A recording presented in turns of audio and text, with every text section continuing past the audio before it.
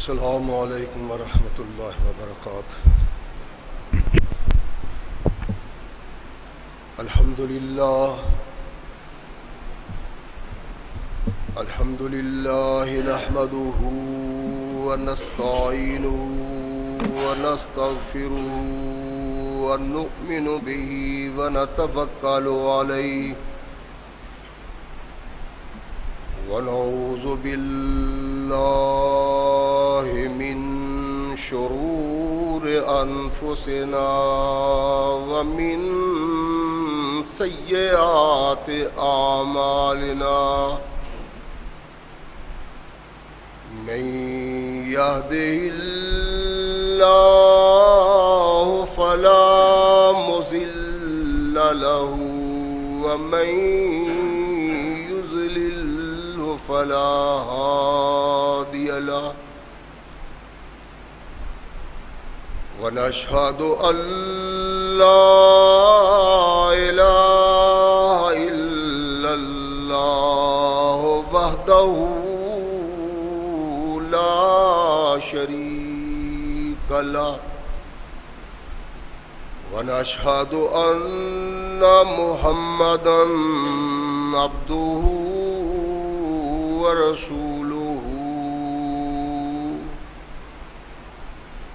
أما بعد فأحسن الحديث كتاب الله، وخير الهدي هدي محمد صلى الله عليه وسلم،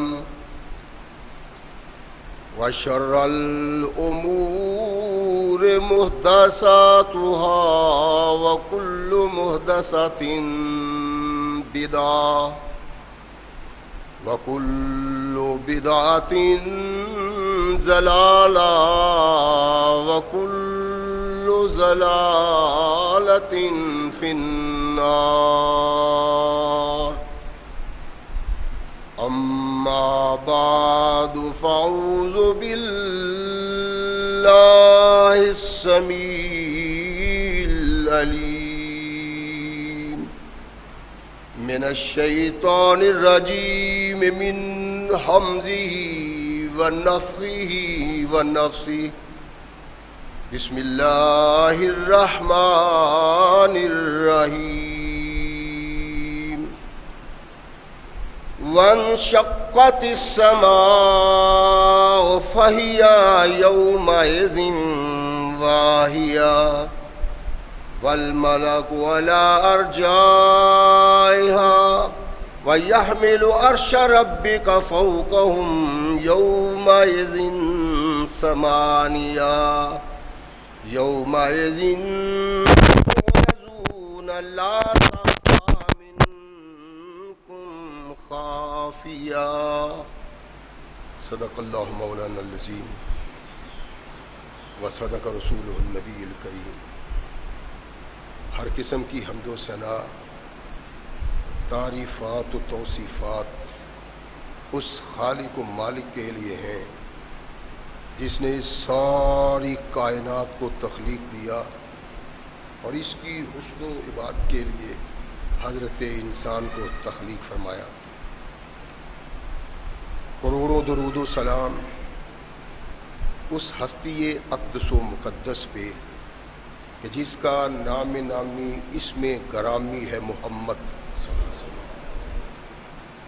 لاکھوں رحمتیں ان نفوس قدسیہ پہ کہ جنہوں نے سرور کائنات علیہ الصلاۃ والسلام سے اس ضابطۂ حیات کو وصول کیا اور اس کو ہم تک پہنچانے کے لیے اپنا تن من دھن قربان کر دیا۔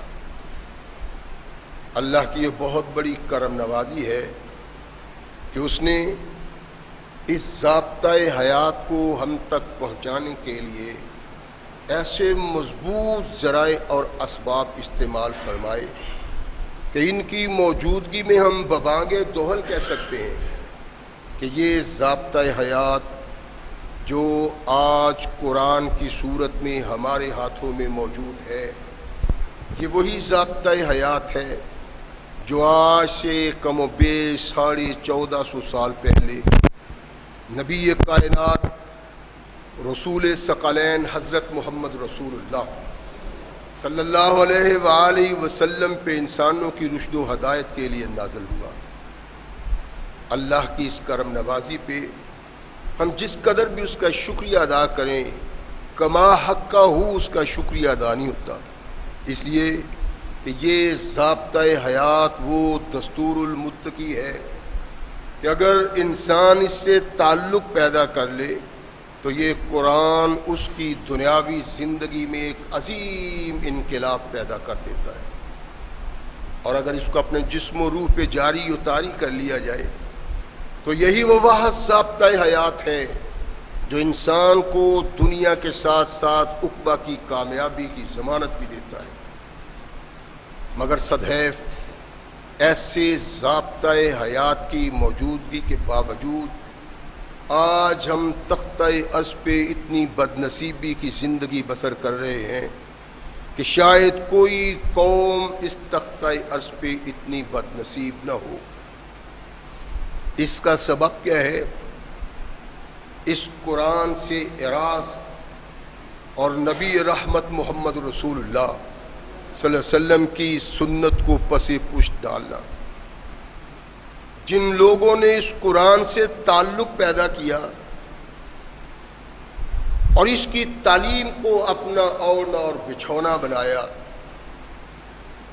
وہ اوراق تاریخ میں قیامت تک کے لیے زندہ و پائندہ ہو گئے،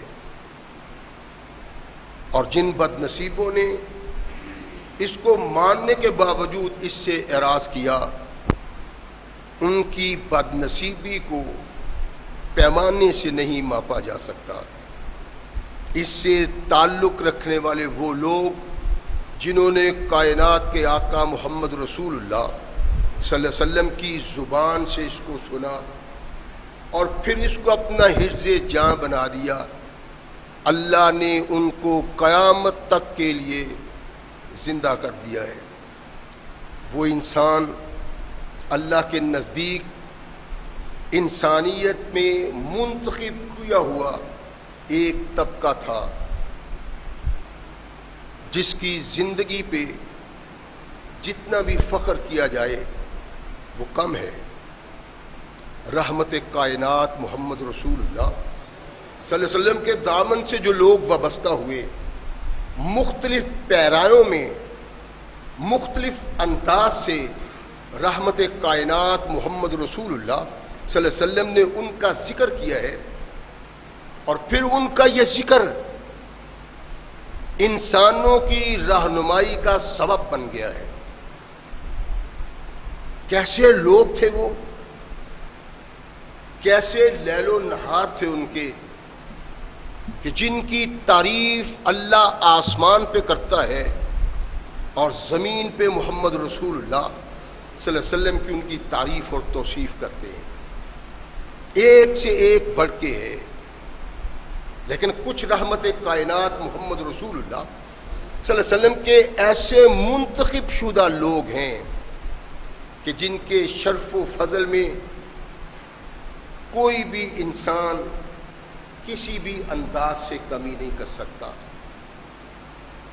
وہ ان سے حسد رکھے تب بھی، وہ اس سے بغض رکھے تب بھی، وہ ان سے محبت کا اظہار کرے تب بھی، ان کے شرف میں کمی بیشی کسی بھی صورت میں نہیں ہو سکتی۔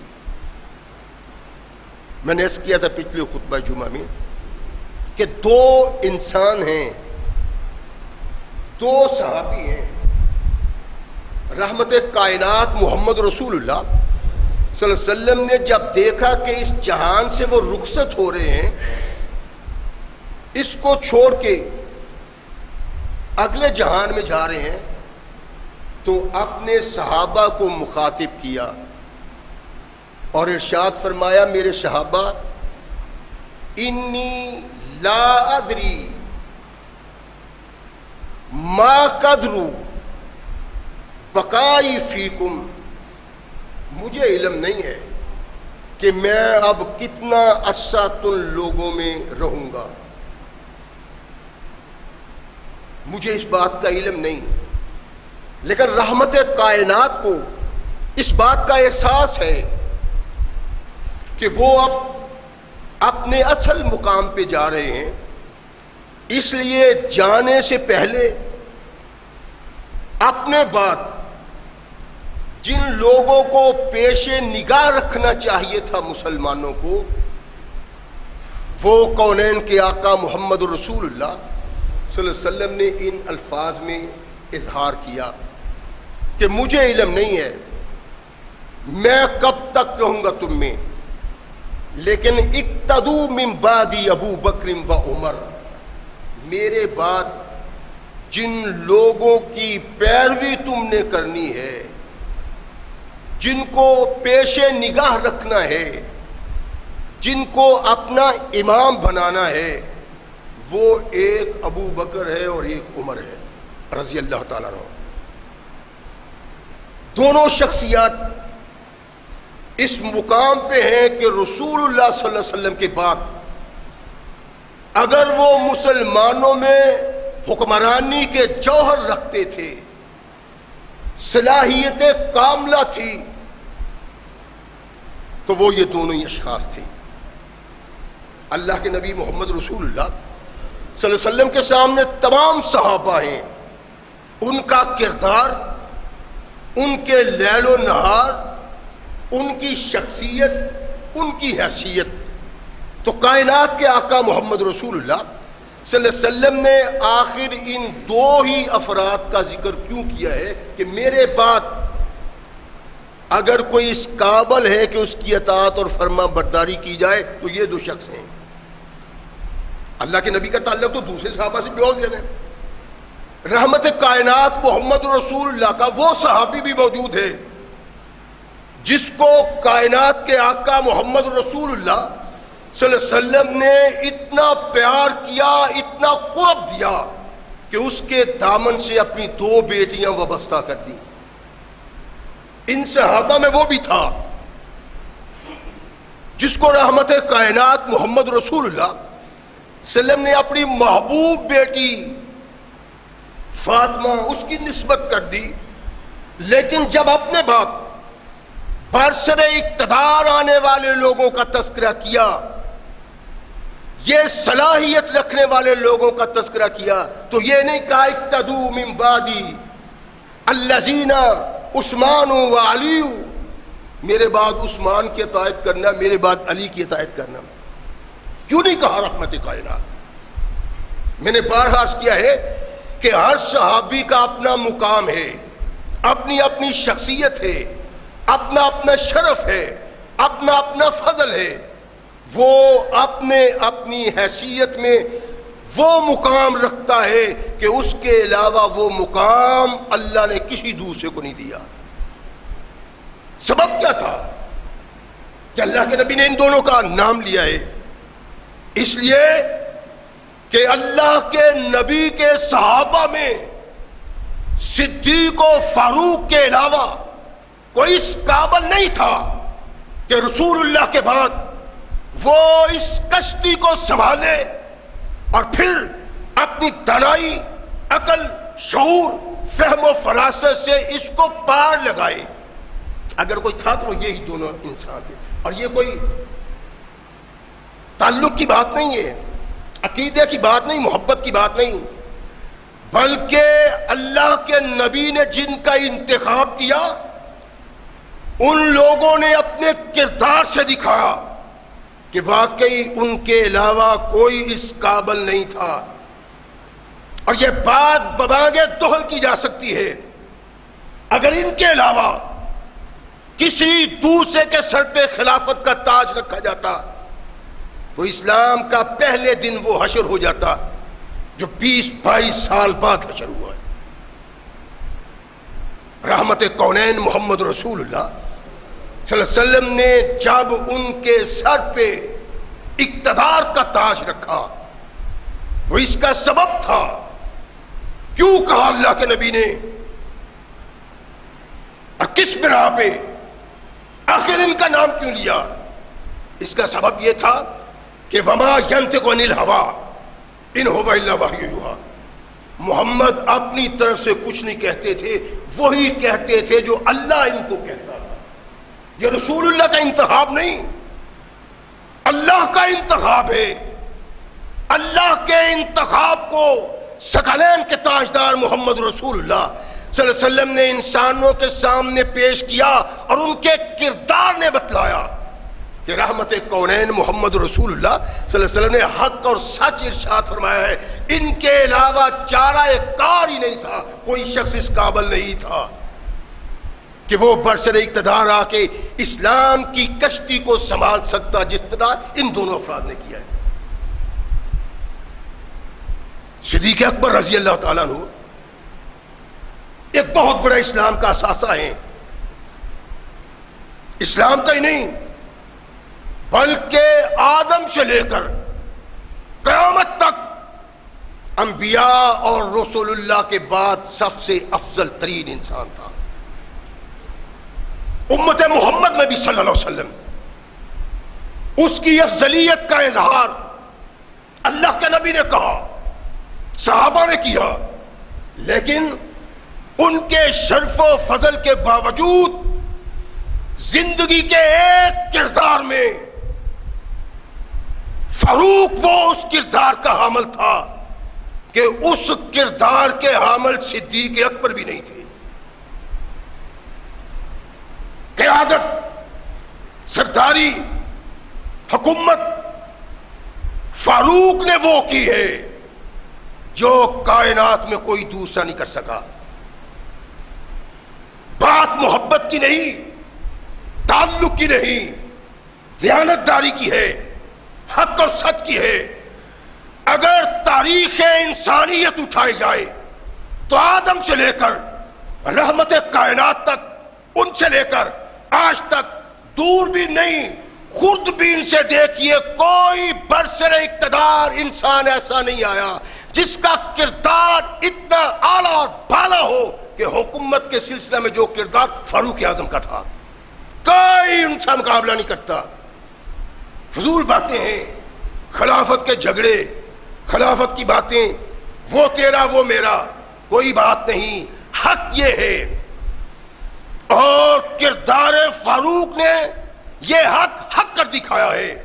کوئی انسان تختہ عرش پہ بسنے والا اپنا ہے یا دشمن بیگانہ، وہ بدترین کم صرف دشمن نہ ہو، دشمن ہو، لیکن وہ کہنے پہ مجبور ہے اگر اسلام کے دامن میں ایک اور عمر پیدا ہو جاتا تو ساری دنیا میں اسلام کے علاوہ کوئی مذہب نہ ہوتا۔ یہ حق ہے، یہ سچ ہے۔ رحمت کائنات محمد رسول اللہ صلی اللہ علیہ وسلم نے اس شخصیت کو انسانوں کے سامنے پیش کیا۔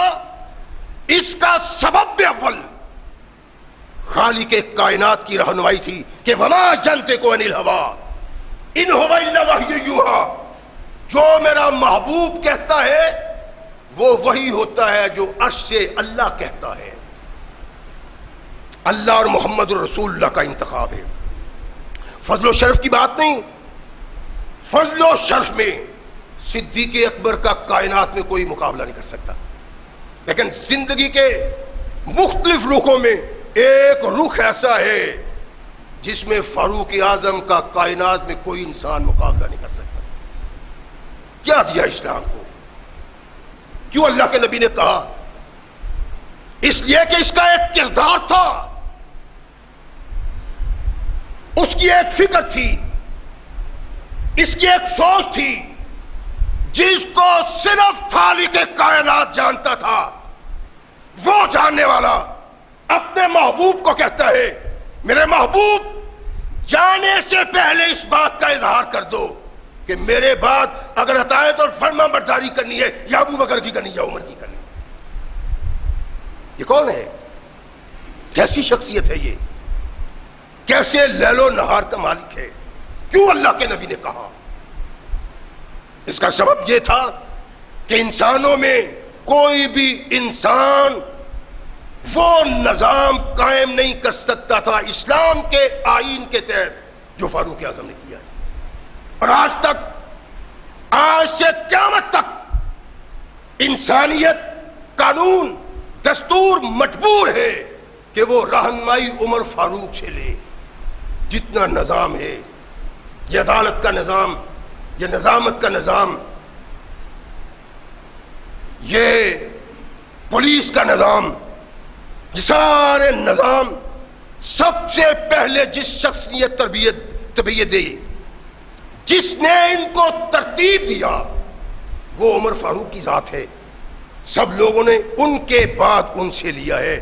یہ خالق کائنات کا انسانیت کے لیے ایک ایسا تحفہ ہے جو صرف مسلمانوں کے لیے سبب رحمت نہیں بلکہ کائنات کے تمام انسانوں کے لیے سبب رحمت.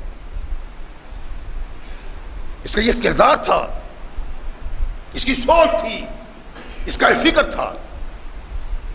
اقتدار اور برسر اقتدار وہ شخص آ سکتا ہے جس شخص کے دل میں اللہ کا خوف ہو. اور فاروق اعظم سے بڑھ کے کسی انسان کے دل میں انبیاء اور رسول اللہ کے بعد اللہ کا خوف اس طرح نہیں.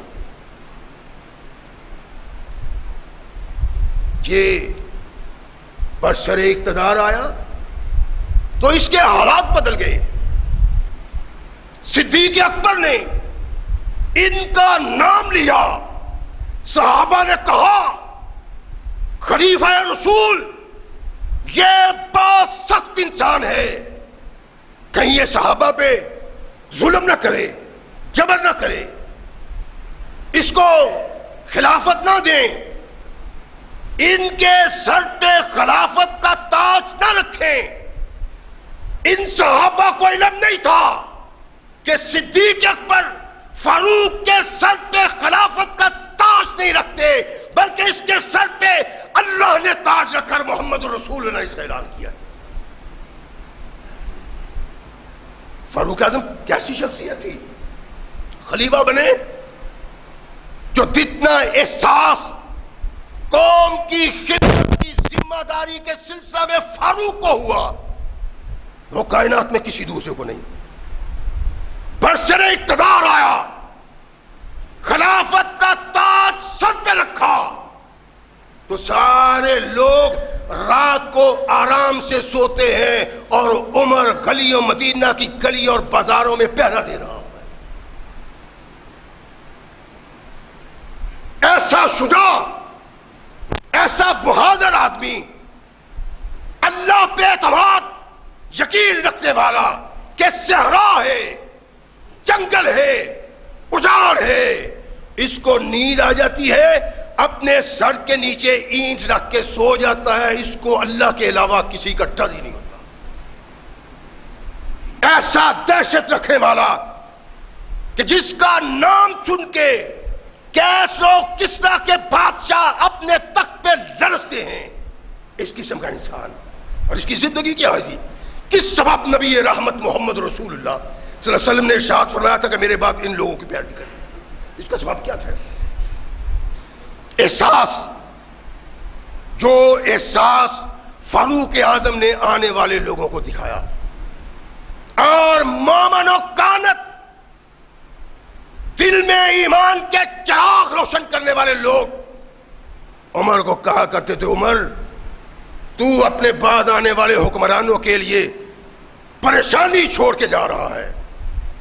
کیا پریشانی چھوڑ کے جا رہا ہے؟ کہا اور جو تیرا کردار ہے کائنات میں کوئی انسان وہ کردار ادا کر ہی نہیں سکتا. کون ہے کہنے والا؟ علی المرتضی رضی اللہ تعالیٰ عنہ.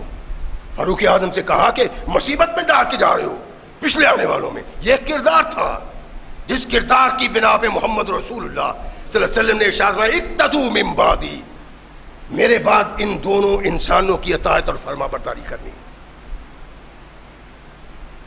بیٹھے ہوئے کون بیٹھا ہوا ہے؟ 22 لاکھ مربع میل کا حکمران. بیٹی آئی، آ کے دیکھا بابا کی شخصیت، اس کے کپڑے، جسم پہ غربت کے نشان، تو پریشان ہوئی. بابا اب تو کوئی مسلمان ایسا نہیں جس کے پاس غلام نہ ہو، لونڈیاں نہ ہو، دولت کی ریل پیل ہے، لوگ اچھا کھاتے اچھا پہنتے ہیں، آپ بھی اپنی زندگی کو تھوڑا سا بدل لیں۔ کیسے کپڑے پہنے ہوئے آپ نے؟ ٹانکے لگے ہوئے، پھٹے پکڑے، کھانا کیسا آپ کا؟ دوسرا کو آدمی کھانے کے لیے تیار ہی نہیں ہوتا۔ حالات بدلے۔ فاروق اعظم نے اپنی اس محبوب بیٹی کی طرف دیکھا جو ایک طرف بیٹی تھی، جو ایک طرف نبی کی بیوی ہونے کی حیثیت سے ماں کا درجہ بھی رکھتی۔ کہا حفصہ تو اپنے باپ کو کس بات کی ترغیب دلا رہی ہے؟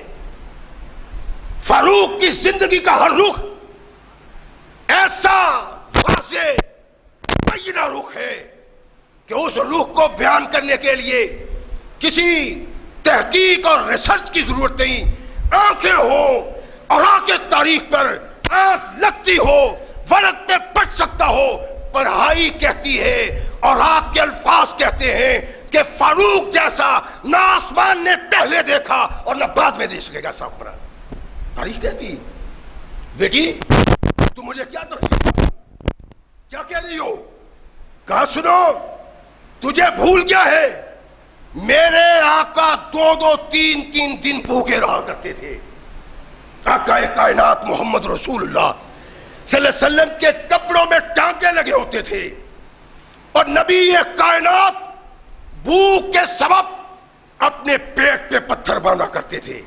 فاروق اعظم بات کرتے ہیں بیٹی کی آنکھوں سے آبشار جاری ہوتی ہے آنسوؤں کی۔ فاروق بات کرتے ہیں بیٹی سسکتی ہے۔ ارشاد فرمایا بیٹا میرے بتلانے کا مقصد یہ ہے کہ میرا خیال ہے، میں چاہتا ہوں کہ میرے دونوں صاحب جو مجھ سے پہلے گزر گئے ہیں انہوں نے بڑی کٹھن زندگی بسر کی ہے، بڑی تنگی کی زندگی بسر کی ہے، میں چاہتا ہوں ایسی زندگی بسر کروں تاکہ آج کی اچھی زندگی میں ان کے ساتھ جا کے ویسے ہی بسر کر سکوں۔ سوچ تھی ایک، فکر تھی ایک، جس کے نزدیک اپنی ذات کی کوئی حیثیت نہیں تھی۔ اگر حیثیت تھی تو ان لوگوں کی جن پہ برسر اقتدار آئے، اگر حیثیت تھی اسلام کی، اگر سوچ تھی آخرت کی، اگر خوف تھا تو رب کا، اس کے علاوہ فاروق اعظم کے اندر اور کچھ نہیں تھا۔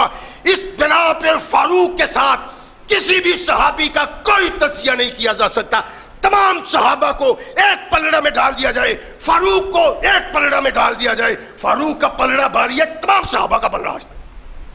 حقیقت ہے تاریخ کی، اور تاریخ نہیں کہتی میرے آقا محمد رسول اللہ صلی اللہ علیہ وسلم نے ارشاد فرمایا مجھے میری ملت سے قوم سے تولا گیا، میرا پلڑا بھاری تھا، پھر ساری قوم کو صدیق سے تولا گیا، اس کا پلڑا بھاری تھا، پھر اس کے بعد عمر کو ساری ملت کے ساتھ وزن کیا گیا، ساری ملت وزن میں ہلکی تھی اور فاروق وزن میں بھاری تھے۔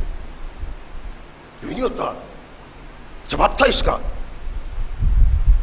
ایک بنیاد تھی اس کی، وہ جو کائنات میں کسی دوسرے حکمران میں نظر نہیں آتی۔ فاروق اعظم رضی اللہ تعالیٰ عنہ بازار میں جا رہے ہیں، سوچے ذرا اللہ کے نبی کے اس محبوب کی تاریخ پہ نگاہ ڈالیں، اللہ کی قسم پتہ چلتا ہے شاید انسانی لبادے میں یہ کوئی اور چیز تھی۔ انسان تو یہ کر نہیں سکتا، انسان یہ سوچ ہی نہیں سکتا۔ ہم نے حکمران دیکھے، بڑے بڑے حکمران، عیسائیت میں، یہودیت میں، پہلے انبیاء میں ان کی تاریخ دیکھی ہے، لیکن حق کہتا ہے، سچ کہتا ہے کہ فاروق جیسا کائنات میں کوئی دوسرا نہیں ہے۔ جا رہے ہیں بازار میں، تو ایک شخص بازار میں کھڑا اس انداز سے کہ اس کے کھڑا ہونے سے کچھ رکاوٹ آتی۔ فاروق اعظم نے دلہا اٹھایا، ہر وقت دلہا ہاتھ میں تھا۔ یہی سبب میں نے کہ رسول اللہ صلی اللہ علیہ وسلم نے ارشاد فرمایا کہ عمر ان انسانوں کی بات ہی کوئی دوسری ہے، تو سے تو شیطان بھی ڈرتا ہے، اور ڈرتا فاروق کے درے سے ہی تھا. درہ ہاتھ میں. سلمہ راستے میں کھڑا ہے، فاروق اعظم درہ مارا، کہا راستہ چھوڑ دو. سلمہ کہتے ہیں درہ صرف میری قمیض پہ لگا تھا. بات آئی گئی ہو گئی. 1 سال کے بعد وہ اللہ کے نبی نے جو کہا تھا سچ کہا تھا. کوئی کائنات کا انسان فاروق کا مقابلہ حکومت کی صورت میں قتل نہیں کر سکتا. ایسا اقتدار میں آنے والا صاحب اللہ کا بندہ جس نے اپنی علم سے، فکر سے، کردار سے وہ تاریخ پیدا کی، اور اس تاریخ کو دیکھ کے آج بھی کافر کہتا ہے، دشمن کہتا ہے کہ عمر جیسا دوسرا اللہ نے انسان پیدا ہی نہیں کیا. برا مارا اس کو، سلمہ کو. بات آئی گئی ہو گئی. سلمہ کہتے 1 سال کے بعد میں بازار میں کھڑا تھا. عمر فاروق نے مجھے کہا سلمہ اس دفعہ حج کا ارادہ نہیں ہے؟ برسر اقتدار، خلیفہ، امیر، جو بازار میں ہر اس رکاوٹ کو دور کرتا ہے جس سے کسی انسان کو پریشانی آ سکتی ہے. اسی بنا پہ اس کو بھی مارا ہے، سلمہ کو. سلمہ کیا پروگرام ہے، حج کرنا ہے؟ اس کی ہاں امیر المومنین. تو کہتے ہیں سلمہ میرا ہاتھ عمر فاروق نے پکڑ لیا تو چل پڑے، یہاں تک کہ گھر آ گیا. اندر گئے، 100 درہم کی تھیلی لا کے میرے ہاتھ میں دی اور کہا سلمہ اس سے فائدہ اٹھانا. کہتے میں نے پکڑ لیا اور کہا سنو، یہ اس 1 درے کا افسانہ ہے جو میں نے 1 سال پہلے تمہیں مارا تھا. سلمہ تڑپ اٹھا، امیر المومنین، اور مجھے تو وہ واقعہ یاد ہی نہیں ہے، مجھے علم ہی نہیں ہے. درہ میرے جسم پہ نہیں میرے کپڑوں پہ لگا تھا، میں تو بھول گیا ہوں اس بات کو. ارشاد فرمایا سلمہ تو بھول گیا ہے، مجھے اللہ کا خوف ہے، میں نہیں بھولا قیامت کو کہیں اللہ مجھے گریبان سے نہ تھام لے. یہ کردار تھا. اس کردار کا حامل وہ شخص تھا جس کو رب نے منتخب کیا اور کائنات کے آقا محمد رسول اللہ صلی اللہ علیہ وسلم کی زبان سے کہلوا کہ مسلمانوں محمد کے بعد برسر اقتدار جس کو لانا ہے وہ ابو بکر یا عمر ہے. میں نے عرض کیا نا کہ حکومت کے سلسلہ میں فاروق اعظم کا کوئی مقابلہ نہیں کرتا. شرف و فضائل میں صدیق اکبر کا مقابلہ کوئی نہیں ہر رخ سے. لیکن زندگی کا ایک رخ ایسا ہے جس میں فاروق کائنات کے تمام انسانوں سے بڑھ کے ہے. مارا تو ایک درہ تھا، اس لیے مارا تھا راستے کو صاف کرو، اور اس کے جسم پہ بھی نہیں لگا. سال تک فاروق اعظم اس کو نہیں بھولتے. اللہ کے نبی نے اس لیے کہا تھا کہ جس کے دل میں اتنا اللہ کا خوف ہے، یوں لرزتا ہے اور وہ موقع ڈھونڈتا ہے اگر میں نے کسی سے زیادتی کی ہے تو اس کا بدلہ دے دوں. روایت تبری نے بیان کی ہے اور اس کی سند پہ کچھ اعتراض ہے، لیکن کردار اس کا ایسا ہے، لیل و نہار اس کے ایسے ہیں کہ اس کا کردار بول کے کہتا ہے کچھ بھی ہو عمر اسی مقام پہ ہر جگہ نظر آتا ہے. فاروق اعظم نے اعلان کیا ہوا ہے کہ کوئی شخص جس پہ ظلم ہو، زیادتی ہو، وہ مجھے جہاں چاہے پکڑ لے، میں اس کی ظلم اور زیادتی کا انتقام لے کے دوں گا. کسی کو کوئی غرض ہے، کسی کا کوئی مسئلہ ہے تو وہ تو بتلائے، میں اس کی غرض حل کروں گا، اس کا مسئلہ حل کر. لیکن ایک بات یاد رکھو، جب میں حکومت کا کام کر رہا ہوں اس وقت ذاتی مسئلہ لے کے کوئی میرے پاس نہ آئے. فاروق اعظم کا یہ اعلان ہے، لوگوں کو علم ہے، پتہ لوگوں کو کہ فاروق اعظم کا یہ حکم ہے. ایک شخص آتا ہے، امیر المومنین میرے ساتھ چلیے، میرے ساتھ ظلم ہوا ہے، مجھے انتقام لے کے دیں. فاروق اعظم کے پاس درہ تھا، زور سے درہ اس کے سر میں مارا. کہا جب میں اس کے لیے بیٹھا ہوتا ہوں تب تو میرے پاس کوئی نہیں آتا اور جب میں حکومت کا کام کر رہا ہوتا ہوں، ملت کا کام کر رہا ہوں، آگے مجھے تنگ کرتے ہو. مورخ لکھتا ہے کہ بڑا نادم پریشان ہو کے وہ انسان واپس چلا جاتا ہے. چند لمحے نہیں گزرے کہ فاروق اعظم نے اپنا بندہ اس کے پیچھے بھیجا کہ جاؤ اس کو بلا کے لاؤ. او حکمران اپنے دشمنوں کو جیل میں ڈالتے ہیں، وہ جل جاتے ہیں، سڑ جاتے ہیں، کوئی پوچھنے والا نہیں ہوتا. حکمران اپنے مخالفوں کو زندہ رہنے کا اجازت نہیں دیتے. حکمران ظلم و ستم کے پہاڑ ڈھاتے ہیں، لیکن ان کو کوئی پوچھنے والا نہیں. ان کی غیرت بیدار نہیں ہوتی، ان کے دل میں رب کا خوف نہیں آتا. فاروق اعظم رضی اللہ تعالیٰ اس مقام پہ بلاؤ، اس کو بلائے. درہ دیا اس کو، کہا جتنے زور سے یہ درہ میں نے تیرے سر میں مارا ہے، اتنی زور سے میرے سر میں یہ درہ مارا. دنیا کے برسر اقتدار لوگوں کو دیکھو، حکمرانوں کو دیکھو، آدم سے لے کر آج تک کوئی حکمران، ایک حکمران ایسا جو فاروق کا سا کردار ادا کرتا ہے، لا کے دکھاؤ تاریخ میں. درہ دیا کہنے لگا امیر المومنین میں درہ آپ کو ماروں؟ میں نے آپ کو اللہ اور آپ کی رضا کے لیے معاف کیا. فاروق اعظم نے کہا نہیں نہیں، اگر معاف کرنا ہے تو اللہ کی رضا کے لیے ثواب کا حل بن جاؤ، اگر نہ مجھ سے انتقام لو. کہنے لگا امیر المومنین میں نے آپ کو اللہ کی رضا کے لیے معاف کر دیا. مضروب چلا گیا. عمر اٹھے، گھر کو روانہ ہوئے، اور کیس اللہ کے نبی کے صحابی ہیں، یہ بھی ساتھ ہیں. اور وہ کہتے ہیں کہ جب عمر گھر پہنچے تو وضو کیا، مصلی پہ کھڑے ہو گئے، نفل ادا کیے، پھر اپنے آپ کو کہا عمر تو گرا ہوا تھا، اللہ نے تجھے اٹھایا، تو گمراہ تھا، اللہ نے تجھے ہدایت دی، تو ذلیل تھا، اللہ نے اس عزت سے تجھے نوازا، کائنات میں کسی دوسرے کو اس عزت سے نہیں نوازا. ایک مظلوم آتا ہے جو کہتا ہے مجھ پہ جبر ہوا ہے، مجھ پہ ظلم ہوا ہے، اور تو درے کے ساتھ اس کو مارتا ہے. کل قیامت کو رب کو کیا جواب دو گے؟ اپنے آپ کو معطوف کر رہے ہیں، سسکیاں آ رہی ہیں، رونا آ رہا ہے، آنسو جاری ہے. کیس کہتے ہیں کہ اللہ کی قسم میرے دل میں آیا کہ کائنات میں تمام انسانوں سے افضل والا انسان عمر کی ذات ہے. سوچ ہے، فکر ہے، کیوں کہا تھا اللہ کے نبی نے اقتدوا من بعدی، رحمت کائنات محمد رسول اللہ صلی اللہ علیہ وسلم کے ساتھ مل کے اتنا انقلاب آیا دل میں کہ اللہ کا خوف در کر گیا.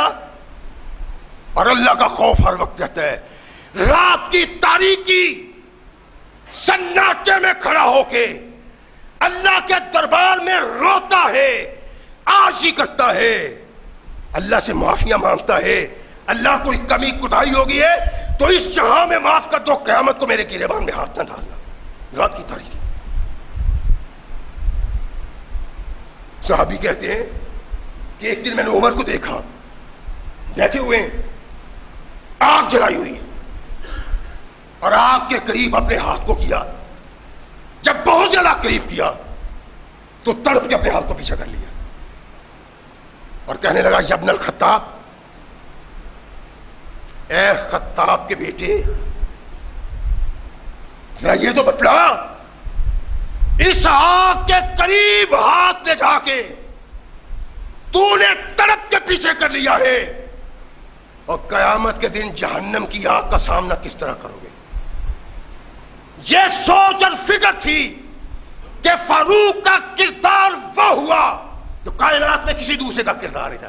آگ کے سامنے ہاتھ کر کے تڑپتے ہوئے خود کو کہتے ہیں ایک خطاب کے بیٹے، اس آگ کو تم برداشت نہیں کر سکے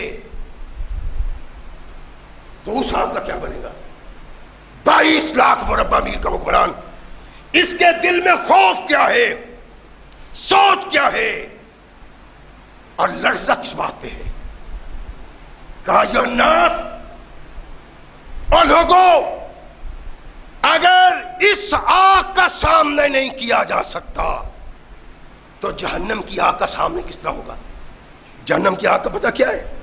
रहमत कायनात मोहम्मद रसूलुल्लाह सल्लल्लाहु अलैहि वसल्लम ने इरशाद में है कि एक जहन्नम का अंगार अगर जमीन पे गिर जाए तो सारी जमीन सब्जा उगाना बंद कर दे, जल जाए सर एक अंगार। ऐसे करोड़ों अंगारों में फारूक आग के सामने हाथ करके तड़प के कहता है कि उमर, इस आग को बर्दाश्त नहीं कर सके हो, उस आग के मुतालिक क्या ख्याल है? और कहा करते थे, अय्युहन्नास अक्सरू ज़िक्र मिनन नारी फ़इन्ना हर्रहा शदीदुन वक़ारहा बैदुन, कि वो आग इंतहा की सख्त है, वो आग इंसान को लम्हों में जला के खाकिस्तर कर देगी। और जहन्नम की गहराई इतनी है कि सारी दुनिया के मगरूर इंसान, मुतकब्बर इंसान, अल्लाह के बागी उस जहन्नम में डाल दिए जाए तो फिर भी जहन्नम में खाली जगह रह जाती है। और इरशाद फरमाया कि जहन्नम में इंसानों को मारने के लिए जो हथौड़े हैं वो लोहे के रखे हुए हैं, एक बार सर में मारा, सर कुचला गया, फिर सर को ठीक किया जाएगा, दोबारा मारा जाएगा। इरशाद फरमाया, डर जाओ।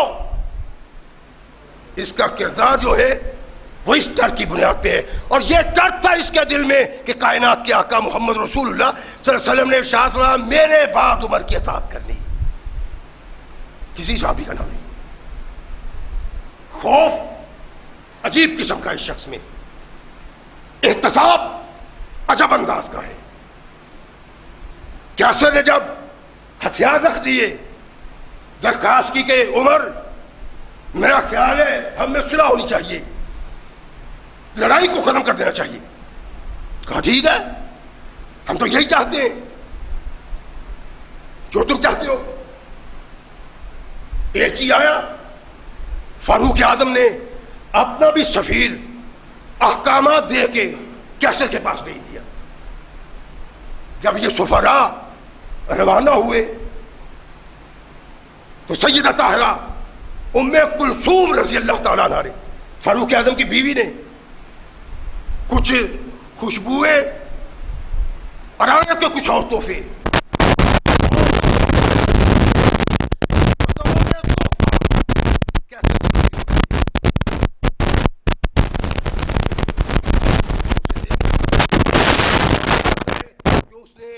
बड़े बड़े जो सरदार थे ना कैसर के हुकूमत में शामिल, उनकी बीवियों को इकट्ठा किया और उनके सामने वो तोहफा रखा। कहने लगी, ये मुसलमानों के बादशाह की बीवी ने मुझे भेजा है, और उसकी बीवी भी कोई मामूली बीवी नहीं है, उनके नबी मोहम्मद की नवासी है, बड़ी खुश है।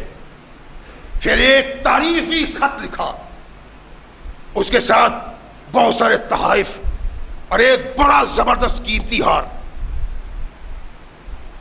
जब फारूक आजम के पास पहुंचा तो परेशान हो गए, और ये क्या है? ये उम्मे कुलसूम के लिए तोहफा है जो कैसर की बीवी ने भेजा है। कहने लगे, ये तो बड़ी परेशानी की बात है, उमर के ईमान का इम्तिहान, इसकी बर्बादी का सामान कैसे हो सकता है कि मैं इसको अपने घर में रख लूं? सहाबा को इकट्ठा किया, आवाज दो नमाज के लिए, सलात के लिए आवाज हुई। फारूक आजम ने 2 नवाफिल पढ़ाए। अरे ये नास, मैं तबाही को अपने आप उठाने के लिए आप लोगों से मशवरा कर रहा हूं। अल्लाह की कसम, रब्बे कायनात के महबूब ने कहा, मेरे बाद फारूक की अताअत करो। उसका सबब था कि कायनात में कोई दूसरा उमर फारूक जैसा था ही नहीं। कहा, یہ میری بیوی کو تحفہ آیا ہے، علی کی بیٹی کو، محمد کی نواسی کو صلی اللہ علیہ وسلم، اس کا کیا کرنا ہے؟ صحابہ نے کہا کرنا کیا ہے؟ یہ پوچھنے والی کون سی بات ہے؟ یہ پریشانی والی کون سی بات ہے؟ تحفہ ام کلثوم نے بھیجا کیسر کی بیوی کو، تو اس نے تحفہ اس کو بھیجا ہے، آپ کو تو نہیں ملا جو آپ اس کو بیت المال میں جمع کروائیں؟ وہ ہمارے ذمہ نہیں ہے۔ ایک بادشاہ کی بیوی نے مسلمانوں کے امیر کی بیوی کو تحفہ بھیجا ہے، اس لیے یہ ام کلثوم کا حق ہے۔ تمام صحابہ رحمت کائنات محمد رسول اللہ صلی اللہ علیہ وسلم کے غلام، جن کے منہ سے حق اور سچ نکلتا ہے، آپ کو کوئی حق نہیں، اس کو آپ کے اپنے پاس رکھیں۔ فاروق اعظم نے مشورہ سنا، لیکن ارشاد فرمایا کہ دیکھو جو ہمارا سفیر گیا تھا، بات اپنے ذہن میں رکھیں اور پھر ساری تاریخ کا مطالعہ کر کے مجھے کوئی ایک شخص لا کے ایسا بتائیں، کوئی ایک شخص، آدم سے لے کر اب تک تختہ عرش پہ کوئی حکمران ایسا نہیں جیسی حکمرانی فاروق اعظم نے کی ہے۔ اسی لیے اللہ کے نبی نے کہا میرے بعد ان کی پیروی ہو۔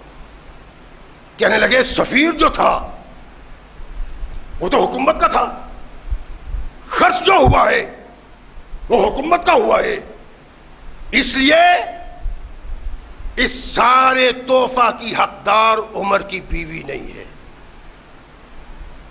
فاروق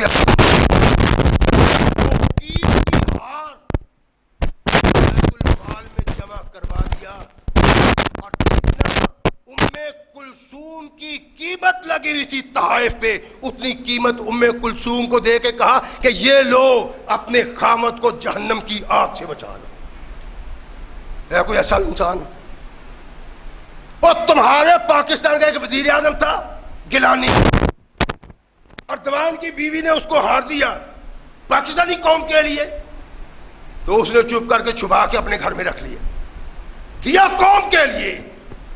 وہ فاروق کی بیوی کا حصہ تھا، نہ دیتے۔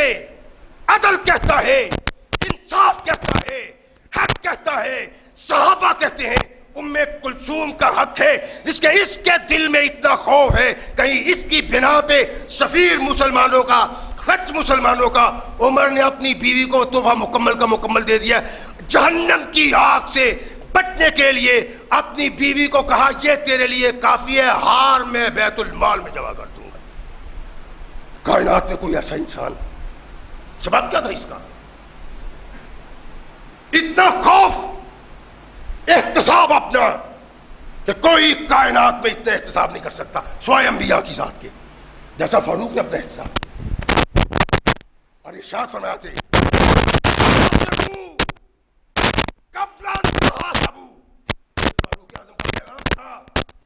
یہ فاروق اعظم کا اعلان تھا کہ ایھا الناس حاسبوا انفسکم قبل ان تحاسبوا، اپنا حساب کرو،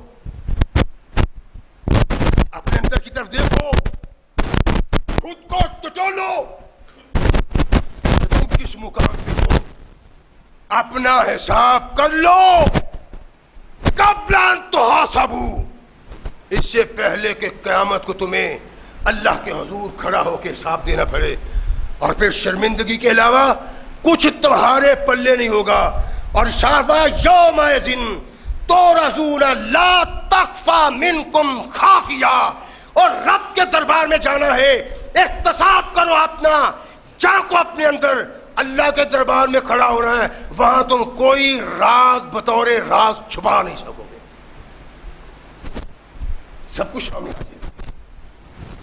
تمہارے اندر کیا ہے، ظاہر کیا ہے، باطن کیا ہے، تمہاری سوچ کیا ہے، لوگوں کو دھوکہ دینے کے لیے کردار کیا پیش کر رہے ہو۔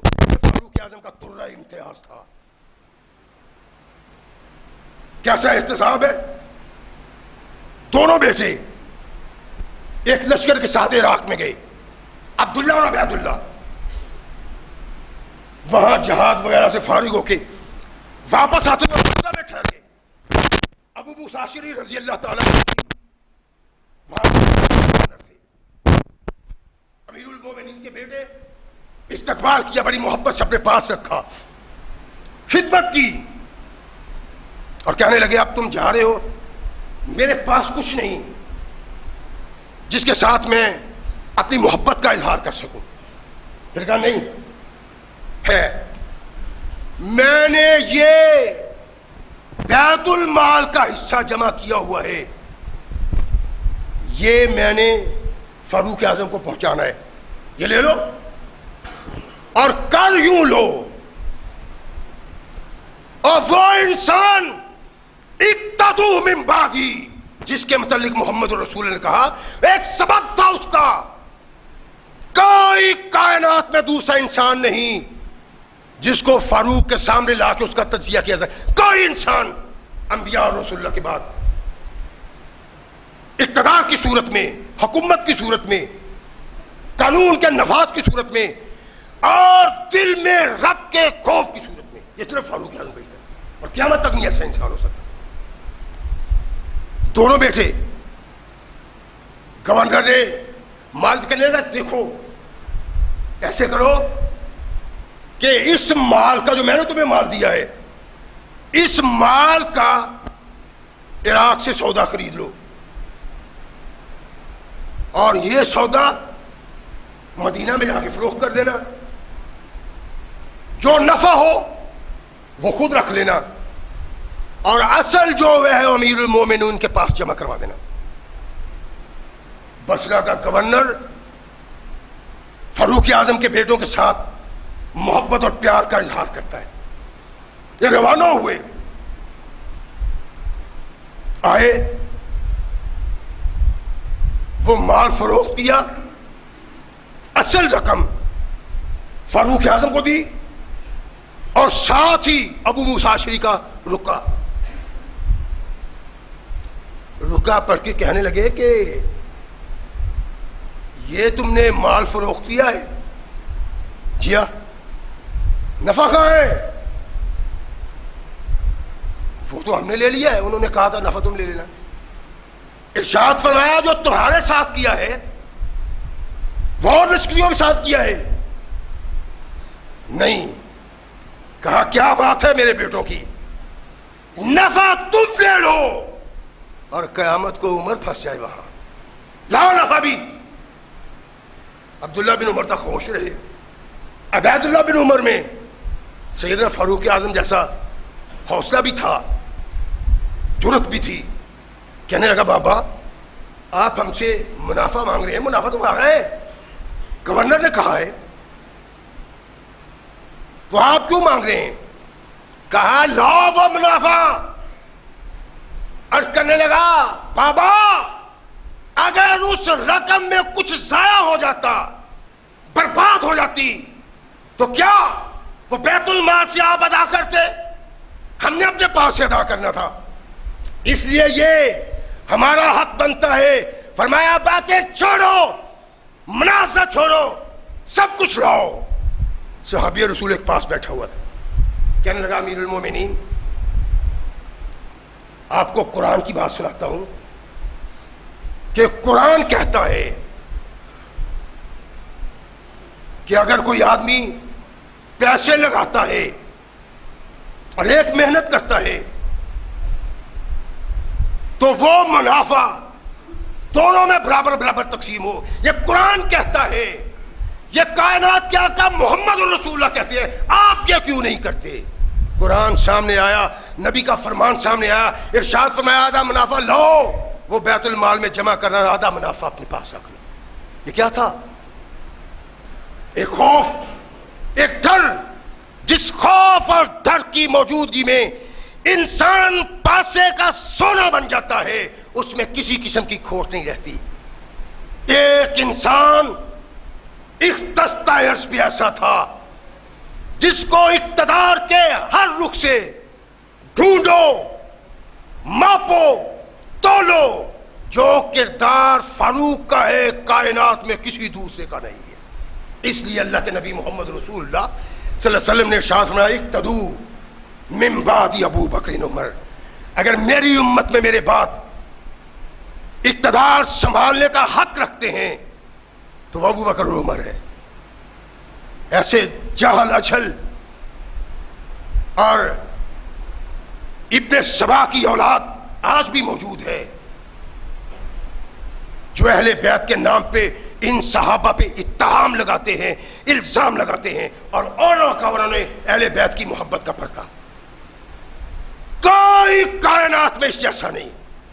تولو، ماپو، لگاؤ اینک، دور بھی لگاؤ، خود بھی لگاؤ، ایسا کوئی حکمران لا کے تو دکھاؤ، اور پھر کائنات کے آقا محمد رسول اللہ صلی اللہ علیہ وسلم سے جیسی محبت تھی ایسی محبت کا اظہار کبھی کسی نے کم ہی کیا ہوگا۔ ایک وقت آیا کہ صحابہ کے رزین نے وظیفے لگائے۔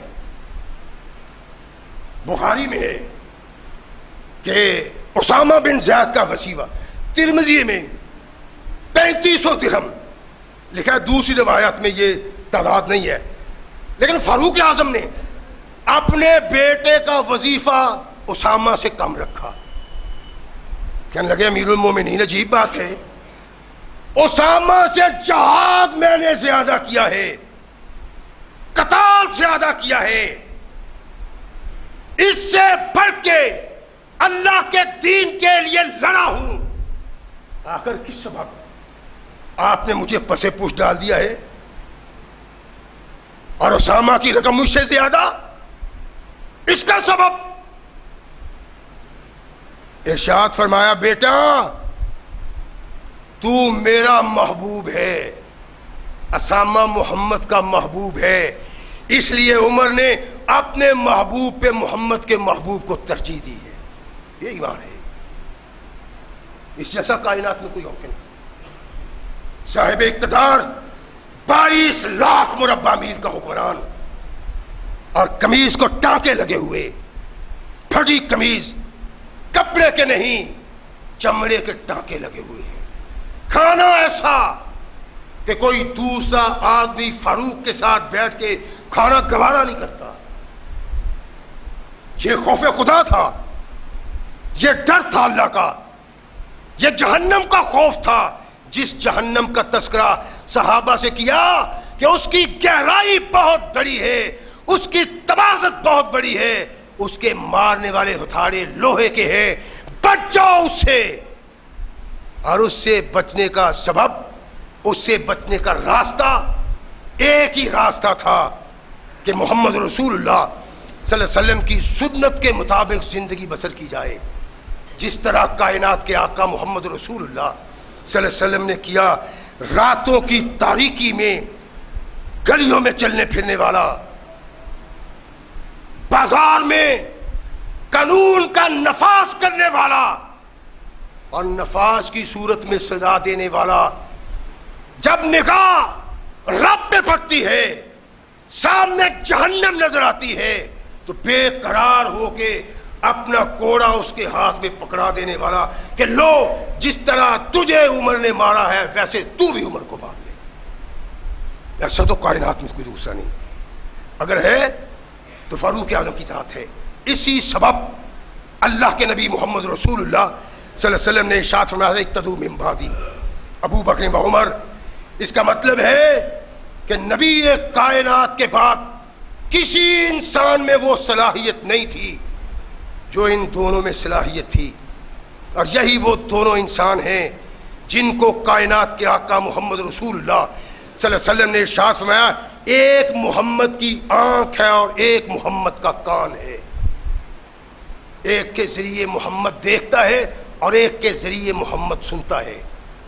ان دونوں میں شرف و فضل کے اعتبار سے صدیق اکبر کا مقابلہ کوئی نہیں، اور ایک رخ زندگی کا حکومت کے سلسلہ میں کائنات میں کوئی فاروق اعظم کا مقابلہ نہیں کرتا، نہ صرف اس امت میں بلکہ آدم سے لے کر اب تک اور اب سے قیامت تک کوئی ایسا انسان پیدا نہیں ہوگا جس کا عدل فاروق جیسا ہو، جس کا احتساب لوگوں کے لیے اتنا کڑا نہ ہو جتنا اپنے لیے ہو۔ یہ احتساب صرف فاروق کی ذات سے تعلق رکھتا ہے، اور یہی وہ انسان ہے جس سے بغض، دشمنی، حسد اپنی عاقبت کو تباہ کرنے کے مترادف ہے۔ اللہ ہمیں صحیح مسلمان بننے کی توفیق عطا فرمائے۔ وآخر دعوانا الحمدللہ رب العالمین۔